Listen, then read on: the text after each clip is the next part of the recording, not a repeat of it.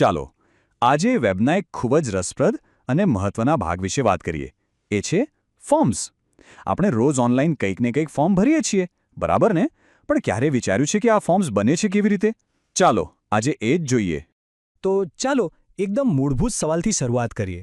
જ્યારે પણ આપણે કોઈ વેબસાઇટ પર નવું એકાઉન્ટ બનાવીએ કે કોઈ પોસ્ટ પર કોમેન્ટ કરીએ તો આપણી માહિતી જાય છે ક્યાં? આ વેબસાઇટ્સ બધી માહિતી ભેગી કેવી રીતે કરે છે?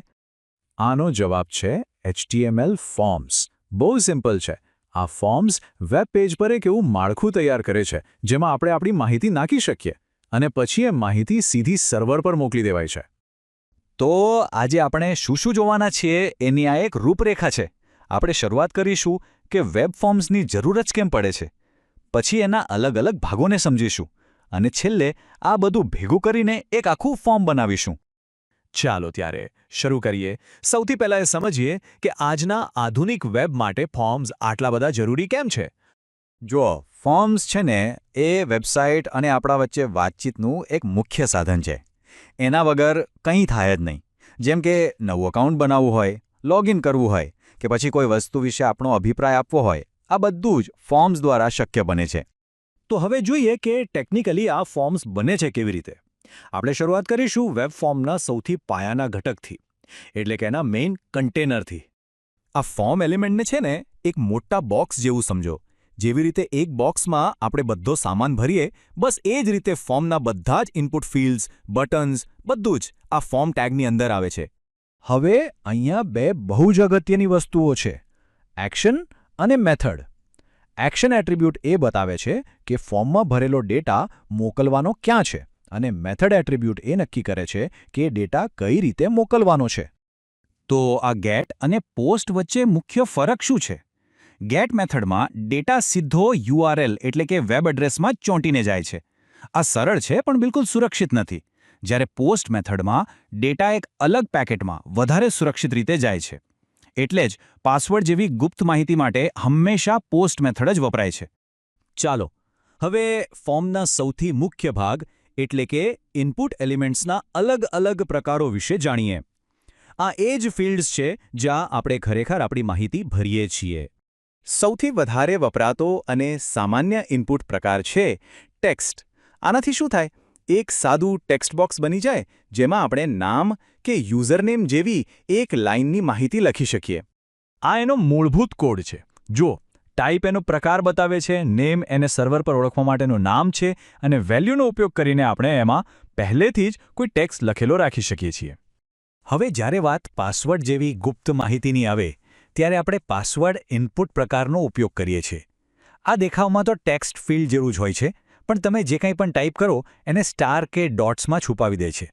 અને અહીંયા એક વાત નોટ કરવા જેવી છે. આનો કોડ પણ ટેક્સ્ટ ઇનપુટ જેવો જ છે. ખાલી ટાઈપ બદલવાથી જ બ્રાઉઝર ઓટોમેટિકલી અક્ષરોને છુપાવવાનું કામ કરી લે છે. છે ને કમાલ? સારું, હવે વાત કરીએ રેડિયો બટન્સની. આનો ઉપયોગ ક્યારે થાય? જ્યારે આપણી પાસે ઘણા બધા વિકલ્પો હોય પણ એમાંથી ફક્ત એક જ પસંદ કરવાનો હોય, જેમ કે જેન્ડર સિલેક્ટ કરવા માટે. અહીંયા સૌથી અગત્યની વસ્તુ છે નેમ એટ્રીબ્યુટ.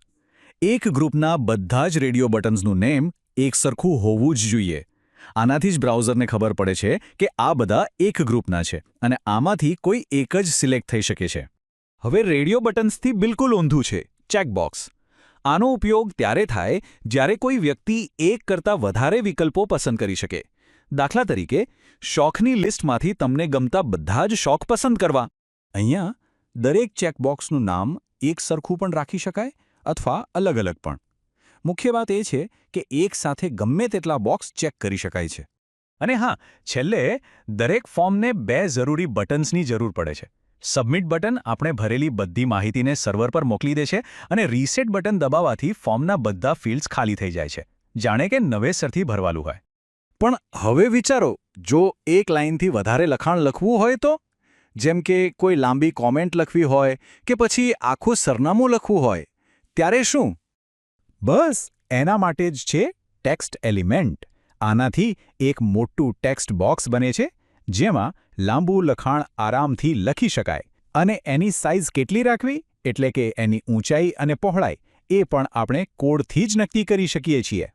જેમ કે અહીં તમે જોઈ શકો છો, રોઝ એટ્રીબ્યુટ એ નક્કી કરે છે કે ટેક્સ્ટ એરિયા કેટલો ઊંચો દેખાશે અને કોલ્સ એ નક્કી કરે છે કે કેટલો પહોળો હશે.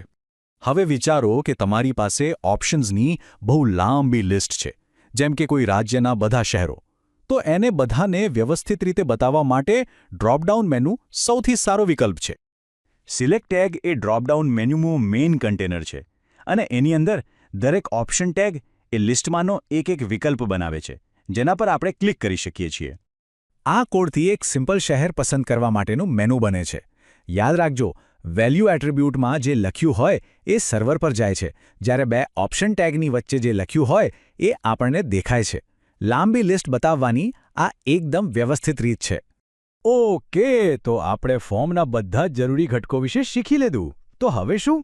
હવે સમય છે આ બધાને ભેગા કરીને એક આખું રજિસ્ટ્રેશન ફોર્મ બનાવવાનો. ચાલો જોઈએ. તો સૌથી પહેલાં આપણે નામ માટે 3 ટેક્સ્ટ ઇનપુટ ફિલ્ડ્સ લઈશું: ફર્સ્ટ નેમ, મિડલ નેમ અને લાસ્ટ નેમ. એના પછી જેન્ડર સિલેક્ટ કરવા માટે રેડિયો બટન્સનું એક ગ્રુપ બનાવીશું. એના પછી શોખ પસંદ કરવા માટે આપણે ચેકબોક્સનો ઉપયોગ કરીશું, જેથી એક કરતાં વધુ શોખ પસંદ કરી શકાય. અને સરનામા જેવી લાંબી વિગત લખવા માટે આપણે એક ટેક્સ્ટ એરિયા વાપરીશું. અને છેલ્લે શહેર પસંદ કરવા માટે આપણે ડ્રોપડાઉન મેનુ ઉમેરીશું.